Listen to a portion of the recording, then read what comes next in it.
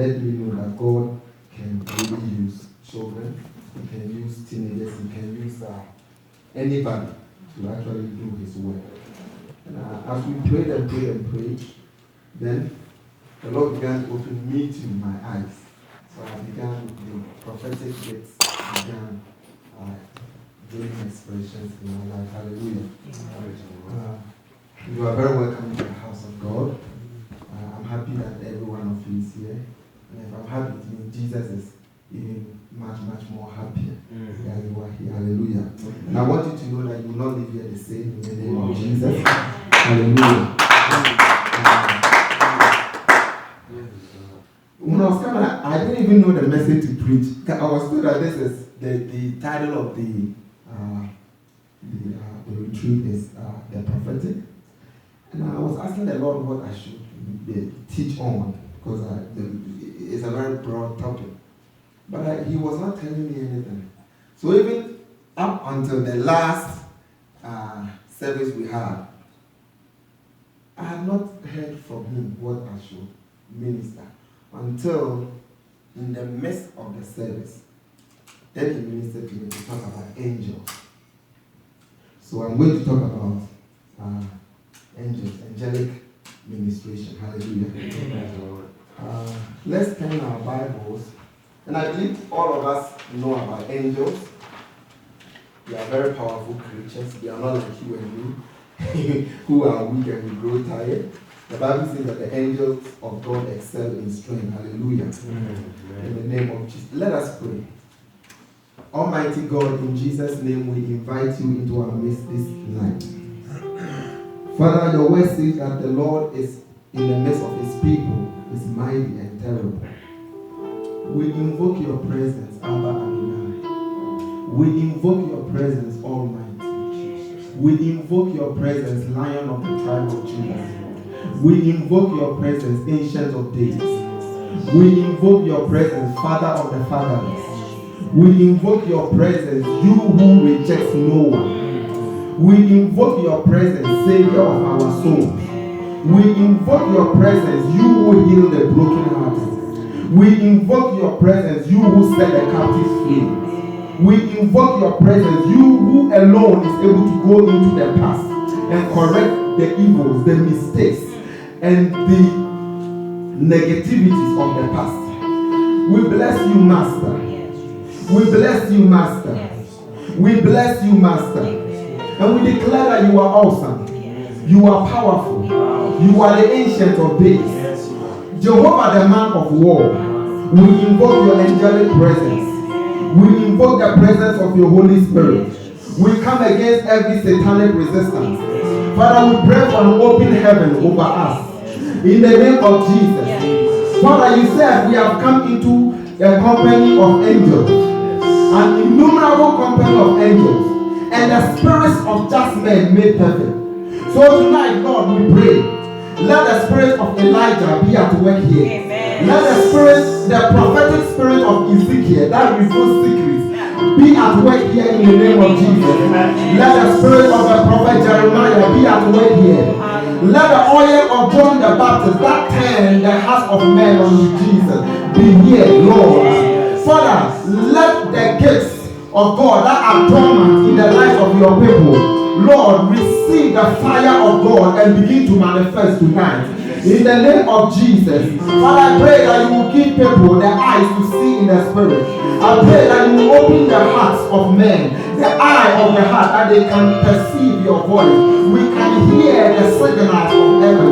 In the name of Jesus. And Father, bring deliverance to your people. In Jesus' mighty name. Master, I depend on you once again for the grace that has served me well in times past. Let the teaching grace come upon me like an envelope, as you always make it come upon me. Father, let me feel your presence. Let me feel your presence. Let me feel your presence, so that it will be easy to minister to your children. Thank you, Master. In Jesus' name. Amen. Amen. All right. Let's read Hebrews chapter 8, verse 6. Can somebody be reading for me? That would be very interesting. Yeah. Hebrews chapter 8, verse 6. Hebrews 8:6. Verse 6. Yes. But now he has obtained a more. Oh, okay. Hebrews chapter 8, verse 6. They wanted them to find it for you. Oh, okay. Then I guess I'll find it too. Yeah. Hebrews 8, Hebrews chapter 8, verse 6, yes. the word says, but now hath he obtained a ministry the more excellent. But now has he obtained a ministry, the more excellent. By so much as he is also the mediator of a better covenant. But so much that he is also the mediator of a better covenant. Is that the end of it? No, which hath been enacted upon better promises. Which has been enacted upon better promises. Amen. Amen. So now we know that the Israelites, when God took them from the land of Israel and brought them into the land, into the desert, up into the land of Canaan, they were under the Abrahamic covenant. The old covenant that God made with Abraham. And the covenant served them very well. And under that covenant, they had a lot of angelic manifestations. You know, Abraham, the servant of God, had manifestations of angels with him. Elijah, the prophet of God, had a manifestation of an angel of God. The angel of God met him when he was tired in life. This man had been used by God very powerfully. But then the voice of a woman, it wasn't the voice of a man. And you have to understand that in those days, for you to be scared by a woman was a big deal. How do we know that? If you read the book of Judges, there was a guy that was a cruel man. He killed all his father's children, took his father's property after his father's death. And the Bible says he hired lawless men to be his henchmen. And then he exerted rule over a city. Now, he was attacking one city, and then a woman threw something from the walls of the city, and he hit him. So he was about to die. So he told his armor bearer that, strike me and kill me, so that it will not be said that it was a woman who killed me. So you see, our culture today is very different. But in the ancient times, it was a very big deal for a woman to scare you, for a woman to hurt you, for a woman to kill you, okay? So Elijah, the prophet of God, had been scared by a woman and he ran away. And now he was so ashamed he couldn't find the courage to even live again. So he looked for a very good excuse and presented it to God and said, Lord, they have killed all your prophets. I am the only one that is left in the land. So kill me. Take me away to heaven. And the Lord said, what are you saying, my servant? I have 7,000 prophets of God who have not bowed their knees to the idol called Baal. And so the Lord sent an angel of God to give him food to eat. And when he ate the food, how long was he able to journey? Either 30 or 40. For 40 days, he was able to journey, okay? Because an angel of the Lord gave him food. We realize that Shadrach, Meshach, and Abednego, when they were thrown in the lake of fire, King Nebuchadnezzar said, did we not throw 3 men? Was it not 3 men we put in the fire? But we see another among them. His appearance is like the Son of God. When you read other versions, it says his appearance is like the gods. When you read another version, it says his appearance is like unto an angel of the Lord. So we see angels of the Lord with them in the old covenant. When you look at the prophet Daniel, who God prophesied a lot of things into the future that we see getting manifested in our generation, there were a lot of angelic manifestations with him. The Bible says that one time he prayed because he read from the book of the prophet Jeremiah that the Jews were supposed to be in captivity for 70 years. It shouldn't pass 70 years. So when it was 70 years, he began to pray to God. And the Bible says that when he had fasted for 21 days, well, the Bible didn't say he had fasted, but the Bible says he didn't eat any delicacies, you know, what people call the Daniel kind of fasting, where you eat only fruits. You don't eat the things you like. You eat the things that your soul really do not lie. That's the Daniel kind of fasting. And on the 21st day, the Bible says that an angel of the Lord came. Now, when the angel came, the angel was very powerful. The Bible says that his face was lightened, you know. And then the angel said, "Oh, Daniel, thou man greatly loved, favored by God. For the first day you set your face to pray, the Lord sent me to come to you. But on my way, the prince of the air of Persia withstood me for 21 days." See, angels are there. They work for us. But we also have to understand that there are satanic entities. And the only difference between, well, not the only difference, but one of the main differences between angels of God and the demons, evil spirits, is that one set is with God still, the angels. And then the demons, they have been cast away from God. But they all used to be angels, you know. And because of the way God answers prayer, he uses angels. And so sometimes angels can be intercepted. It is very real. It is very real. I remember when we were in high school, we were 6. This prophet Daniel was one of us. And we were praying one time. This boy, very gifted. His name is Samuel. Samuel was telling one of us that he saw an angel coming with a blessing, and an evil spirit hit the blessing. There were 2 evil spirits. One hit the blessing from the hand of the angel, and the other evil spirit took it away. I couldn't believe it. I said, how is that possible? I mean, angels are very powerful, so how is that possible? Until I began to, I found in the book of Daniel that an angel was really stopped for 20. An angel whose face is like lightning was stopped by satanic entity for 21 solid days. But see, the Bible says that Daniel continued to pray. He continued to pray and do the kind of fasting that he was doing. And on the 21st day, Angel Gabriel, and mind you, this was Angel Gabriel, one of the archangels of God. It was the same angel that came to announce the birth of Jesus when he told Mary that the Spirit of God will come upon you and the power of the highest will overshadow. He is a messenger of God. It's the same angel that the demons withstood for 21 days. And but the Bible says that Michael was sent to come and release him. So he came to Daniel, and when he came, he told Daniel that, oh, from the first day you prayed, God released me. Hallelujah. Mm-hmm. So maybe the things you have been praying about all this while, and it seems like God is not answering. Are you really sure that God didn't answer them? Ask yourself, God is very faithful to his word. You know, the Bible says that no good thing will he withhold from those that love him. So if I've prayed and I've not received what I've prayed for, I have to ask myself, one, is it in line with God's will? If it's in line with God's will, then there's a problem here. Did I believe what I prayed for? If I believed it well, then we have even a much, much more serious problem. Okay. Now, then you see, because you have to ask questions. Until you ask questions, you get no answers. Only those who ask questions are really entitled to answers.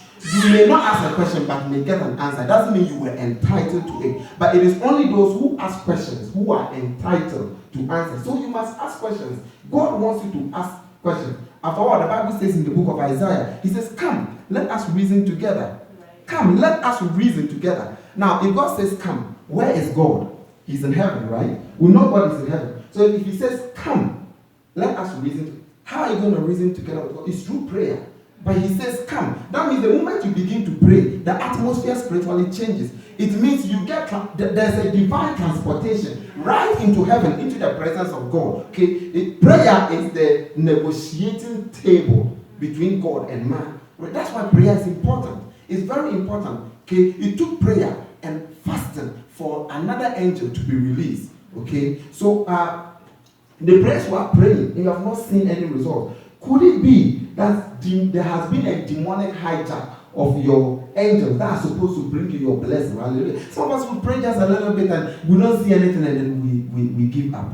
You know, there are different kind of battles. Okay, there are some things God will just send an angel and then he will just bring it. There might be no resistance. But other things too that the enemy knows that should he allow you to have them, it will wreak havoc on him. But why do you think that there are some children, they are attacked in the womb and they are killed in the womb? Why? Why is it so? There are people that were carriers of blessing, carriers of chaos, of dangerous diseases that have plagued humanity, but they were aborted. The enemy made sure that their parents aborted them. Humanity lost blessings, you know. So we that's why the body of Christ must rise as never before. Look, it's been said that the ministry of intercession is the ministry that will really precede the coming of the Lord Jesus Christ. Hallelujah. So you have to make sure that you don't get tired praying. Maybe your angel has been hijacked, but you can release the angel as you continue praying. Hallelujah. Because the angels of God, they are without number. Hallelujah. Yes. Okay. All right. So now, before I go too far away from following, sometimes I find it very difficult to follow the steps, you know. So we have a better covenant. Now, if these people in the ancient times, all those I've spoken about were in the ancient times, right? I'm not speaking about the New Testament. Okay. So if all these people that were in the ancient times have angelic manifestations, and the Bible is saying that we have a better covenant, founded on better promises. And in fact, let me add one thing, which I believe heaven will not punish me for adding. Founded also upon a better, how do you call it? Let me say material, the blood of Jesus, okay? The blood of Jesus is the material that established the new covenant, okay? All right. So then, we should have what? Better manifestations, all right? Now, when John the Baptist was imprisoned, and he was expecting that Jesus, whom he knew to be the Son of God, and also his cousin. Not only was he the Son of God physically, he was also his cousin, okay? John the Baptist was 6 months older than Jesus. And he was expecting that at least Jesus would show some kind of family love and come to the prison and visit him, or at least release him, you know? And then it didn't work out that way. So he sent people to Jesus to ask him that, are you the one, or should we expect another? Jesus told his disciples that among all that has been born by women, none has risen up greater than John the Baptist. That includes Moses, includes Elijah, includes all the great prophets of the Old Testament. Jesus said none of them has been greater than John the Baptist. Okay? Instead, but the greatest in the kingdom of God is what? Is John the Baptist. Now, anyway, how did I even get to John the Baptist? Somebody help me. How did I get to John the Baptist? Hallelujah. Amen. Hallelujah. Amen. Amen. Hallelujah.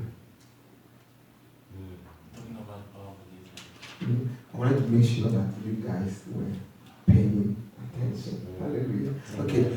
But Jesus said, the least in the kingdom of God is greater than John the Baptist. That means you and I, when we gave our lives to Jesus, what came into us, what God did in us, what God put in us, gives us the potential to outshine all the Old Testament patriarchs, all the Old Testament prophets, all the Old Testament men of God that God used. Hallelujah. It means God, in God's own wisdom, He wants to do much, much, much more with us than with them. So then if they had angelic manifestation, then God wants us to have much, much, much more angelic manifestations than they have. Hallelujah.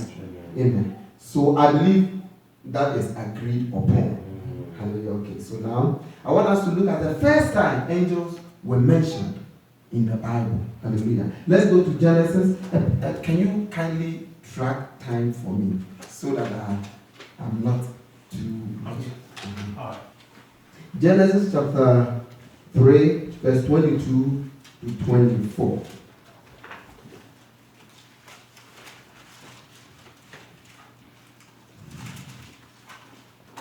Genesis Chapter 3, okay. verse 22 to 24. If you are there, you can read, please.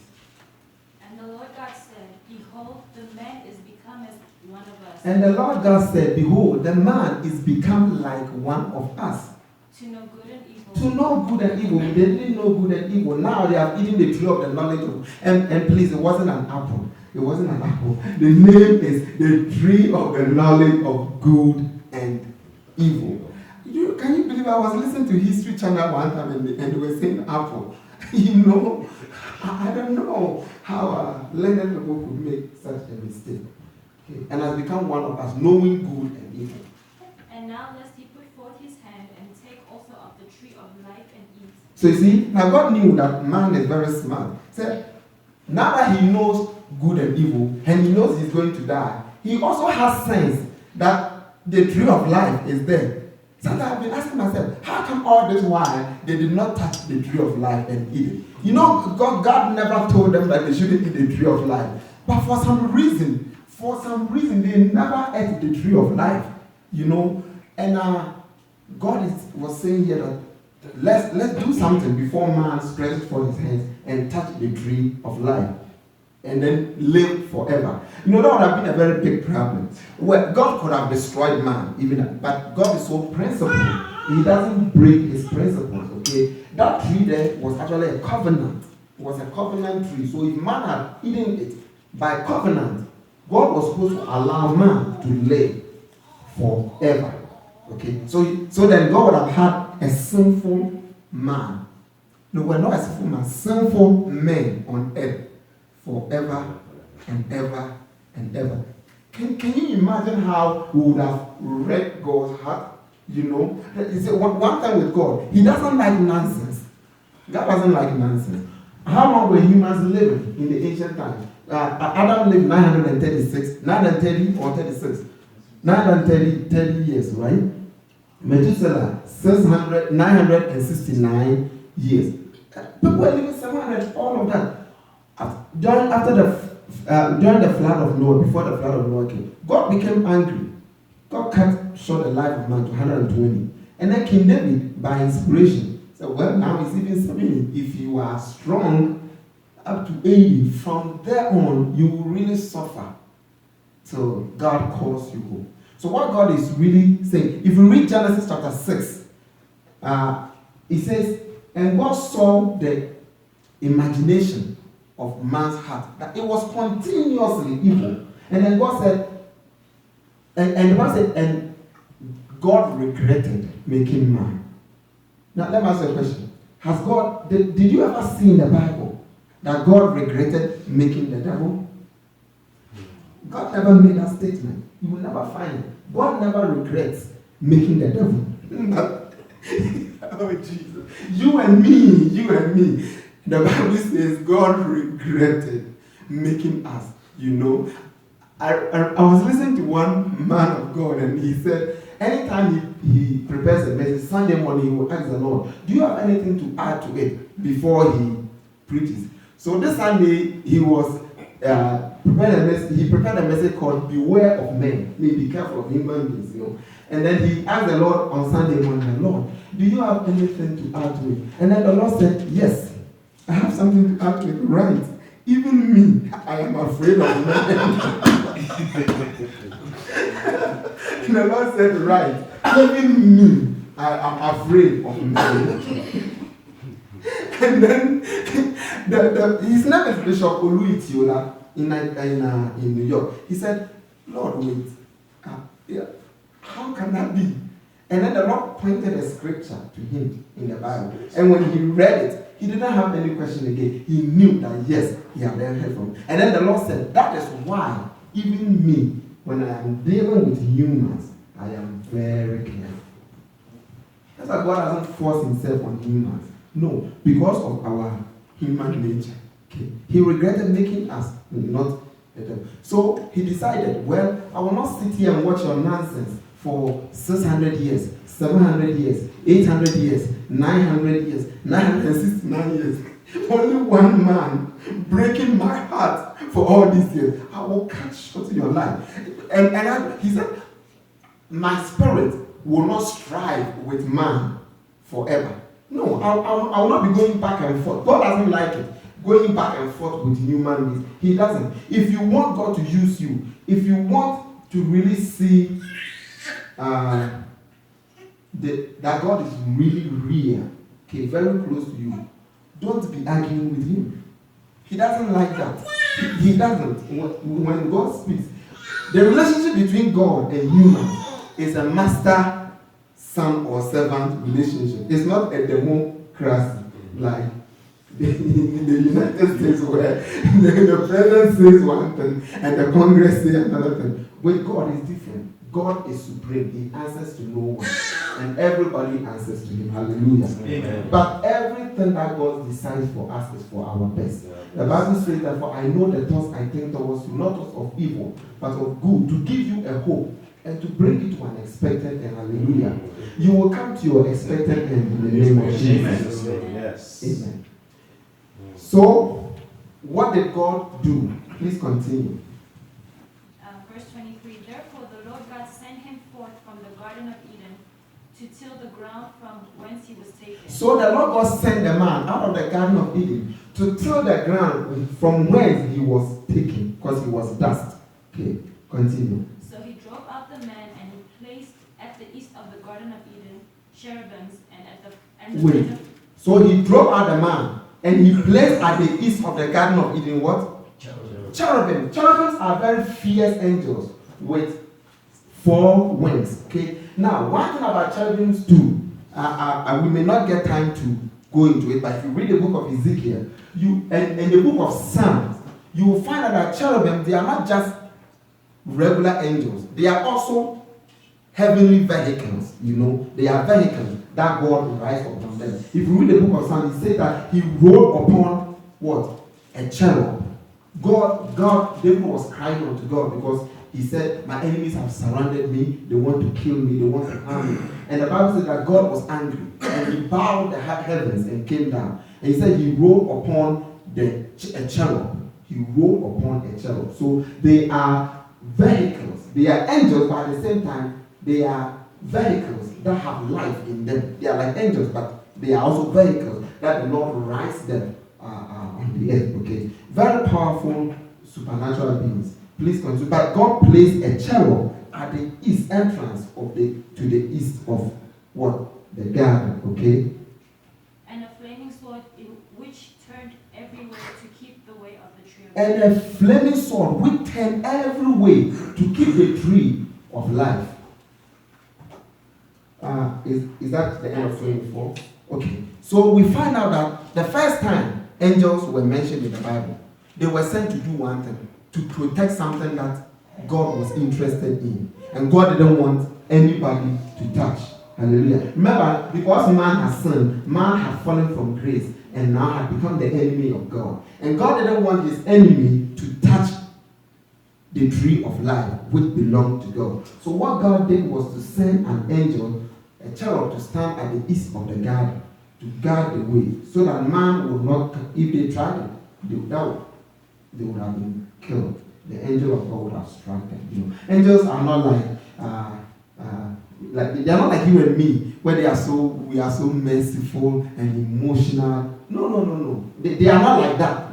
Angels are not like that. They are not emotional creatures like you and me. That's why the Bible says when you come into the house of God, be careful of what you say. Don't talk anyhow. And don't say to the angel of God, it was a mistake, for he will not forgive you.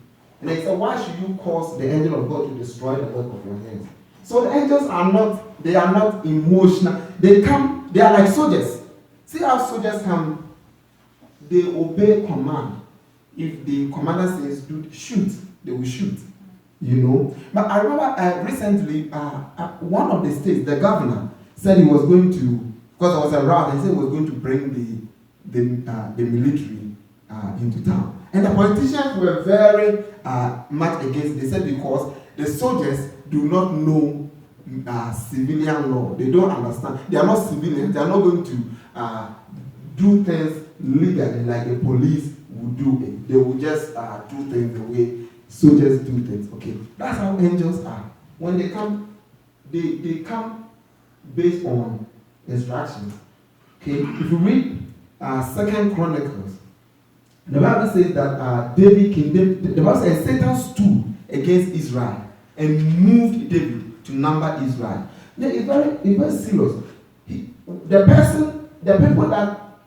one that the devil had a problem with was the Israelites. But then he moved David to number them. Something as ordinary as a census. The devil was able to take it and turn it around and bring a curse upon the Israelites. Sometimes when you read the Bible, and not everything that went on is written, okay? But then you can see it. Joab said, my Lord, but why should you do such a thing and bring anger upon Israel? Well, King David's word prevailed against Joab's word. And the Bible says that God sent Nathan to David after the census and said, really, now your trust is in the people and not me. I'm giving you 3 choices. Choose one. The first one, farming for 3 years in the land of Israel. Second, your enemies will pursue you for 6 months or 3 months, one of them, 3 months. And then the third one, he said, or death. Your people will die for 3 days. They will be dying.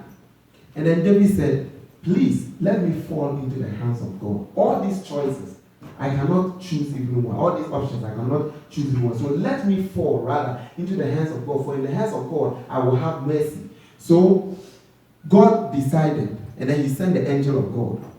And in one day, 70,000 people died. The angel of God killed 70,000 people in one day. In one day. You may think that, what? He's an angel of God.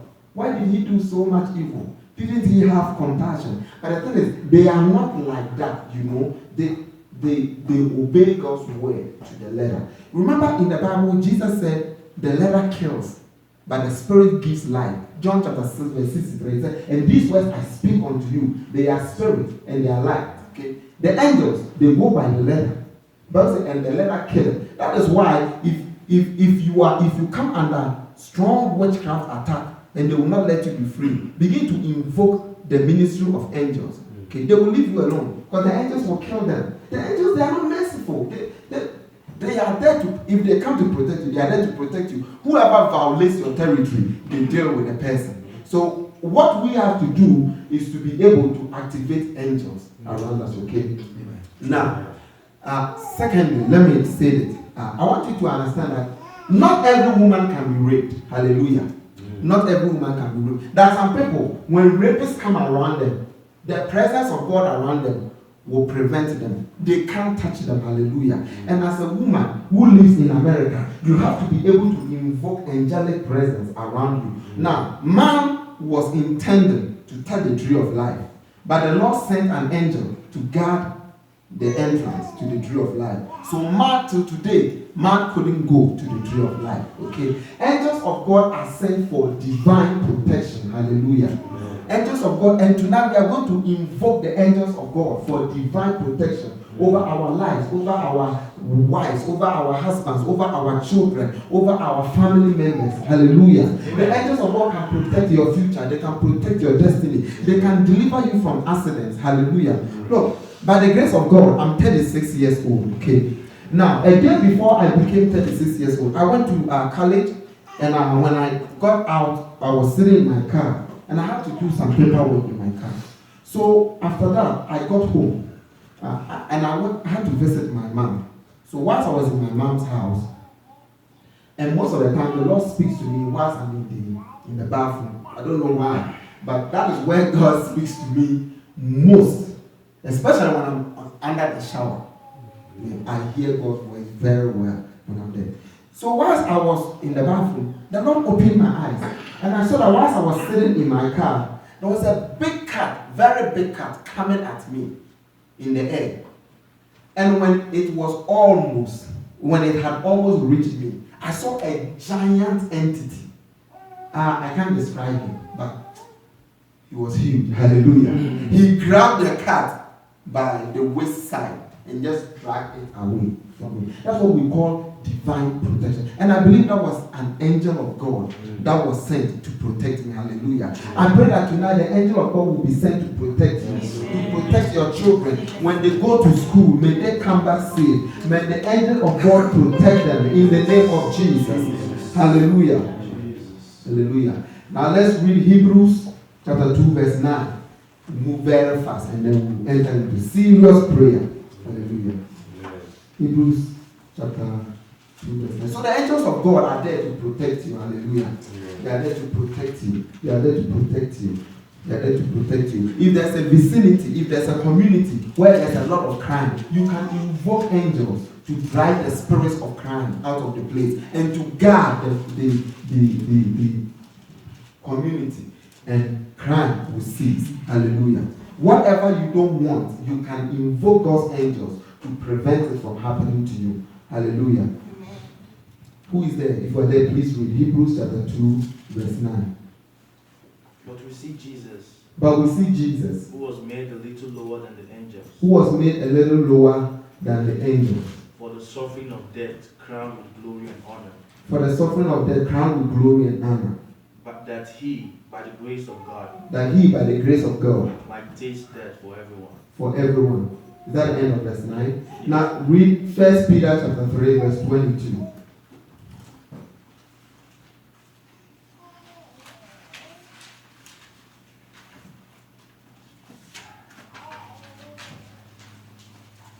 First Peter 3.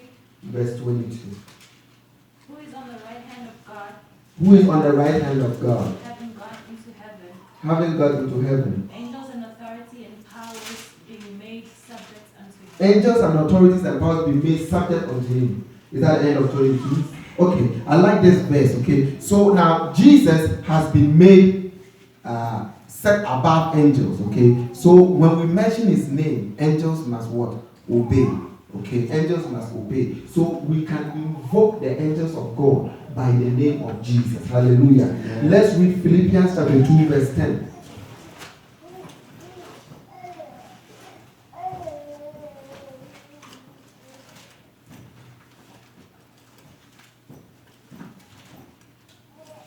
That at the name of Jesus every knee should bow, of things in heaven, of things in heaven, and things in earth, and things in earth, and things under the air. And things under the, what it means in relation to angels. He says of things in heaven. Angels are in heaven, right? Mm-hmm. So what it means in relation to angels is that we invoke them by the name of Jesus. Hallelujah.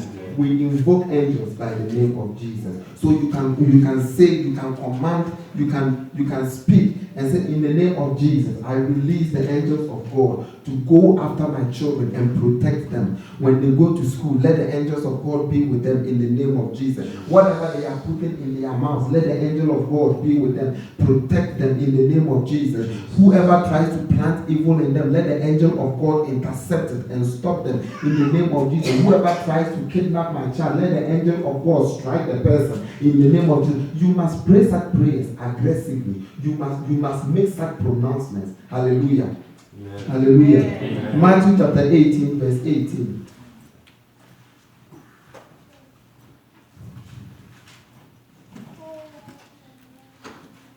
Matthew 18:18. Yes. Verily I say unto you. Verily I say unto you. What things soever you shall bind on earth shall be bound. What things soever you shall bind on earth shall be bound in heaven. That is for the powers of darkness. Continue. And what things soever you shall loose on earth shall be loosed in heaven. And what things soever you shall loose on earth shall be loosed. Now, of course, we don't want to lose the devil on earth. Hallelujah. That would be a very big mistake to lose demons. Okay. So who else? What else we lose? The angels of God, the blessings of God, everything that God has for us that gets transported from heaven to earth. So tonight we are concentrating on the angels of God. So we can lose angels. Jesus said, truly, truly I say unto you, whatsoever you shall bind on earth shall be bound in heaven. And whatsoever you shall loose on earth shall be loosed in heaven. Another version says, whatsoever you allow on earth shall be allowed in heaven. And whatsoever you disallow on earth shall be disallowed in heaven. So you see, God is waiting for you to make that decision. Okay, so you have the right as a child of God to invoke angels. It's not like you will invoke them and they will not come. There's nothing like that. It's not like the angels are smaller in number, so when you invoke them, they have to go to somebody before they come to you. No, they are. The Bible says that they are without number. The angels are without number. Hallelujah. The angels are without number. So you must invoke them. You must invoke angels. Hallelujah. If you read the Bible, you find that all the great men that walk with God, the serious miracles that happened in the Bible, they were always associated with the angels of God. Concerning the dividing of the Red Sea,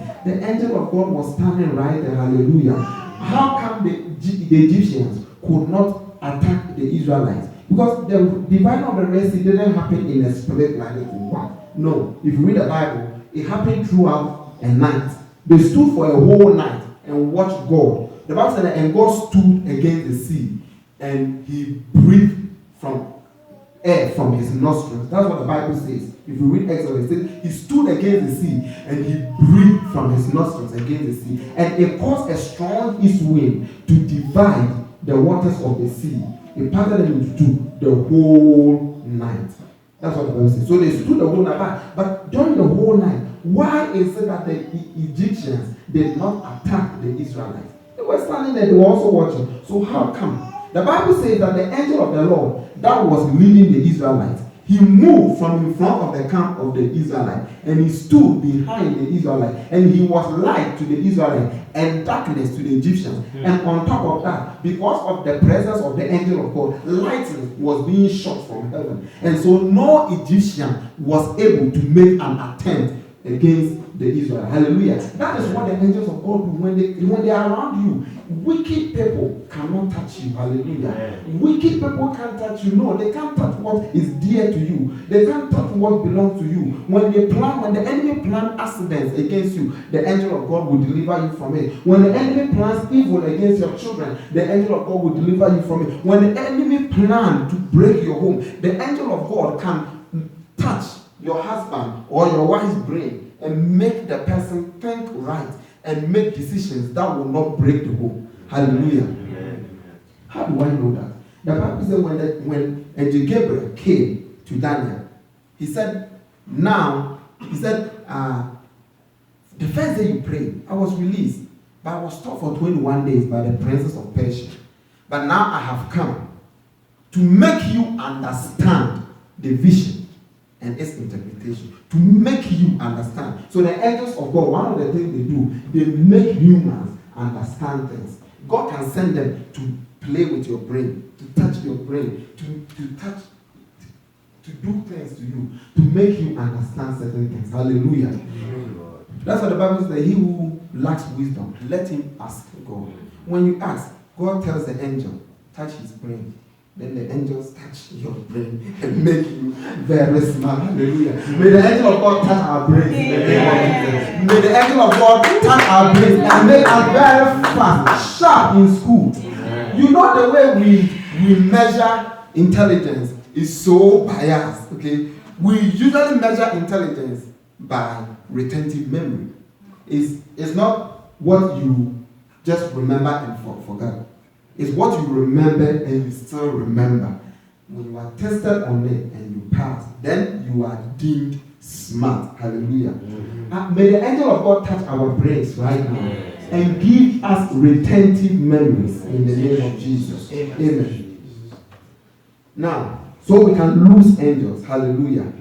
You have to lose your angels. Hallelujah. How do we lose angels? How do we lose angels? Let's read Psalm 103 verse 20. Psalm 103 verse 20. We lose angels by the words of our mouth. That's how we invoke angels. By the words of our mouth. Hallelujah. By the words of our mouth. Psalm 103 verse 20. Bless Jehovah, ye his angels. Bless Jehovah, ye his angels. That are mighty in strength, that fulfill his word. That are mighty in strength. So the angels of God are what? Mighty in strength. That fulfill his word. His word. That fulfill his word. Okay. Who has another version? Bless the Lord. Bless the Lord. O you his angels. O you his angels. You mighty ones who do his word. You mighty ones who do his word. Hearkening to the voice of his word. Hearkening to the voice of his word. Now, if you take the Bible and you put it by your ears, you will not hear anything, will you? You won't hear anything. Okay, so the Bible by itself, even though it has a voice, you don't hear its voice by taking it or by putting it by your ears or anything. So how do you hear the voice? by speaking what is in it. Hallelujah. So you, the child of God, must give voice to the word of God. Then the angels hear it. Okay? The angels, they are always around. The Bible says that we are surrounded by a great crowd of witnesses. A great crowd of witnesses. Hallelujah. There are some of the angels, they are just there. They don't do anything. There's so many kinds of, some of them they don't do, they are just witnessing. And then they write, they report to God. They are just there. They are just there. They are witnesses. Okay. And the angels will come on missions to do things. Okay. The ones that are there, they will always be there. Whether you are a child of God or you are a child of the devil, whether you worship God or you don't worship, they will be there. They have to report and take it to God. So everything that happens, it doesn't escape them. But then there are those angels that are sent on mission. They are the ones we need. Hallelujah. And we must give voice to the word of God. And when they hear the voice, then they obey the word of God. Hallelujah. So that's why we must not be speaking negative words. I have no hope in life. I don't know. God is good maybe, who knows? I'm not saying it cannot happen, but if it happens, okay, but I really have no hope. This marriage, it's messed up, it's done, our energy is done, it's done. No, you know how we Christians, we speak like unbelievers, like people who have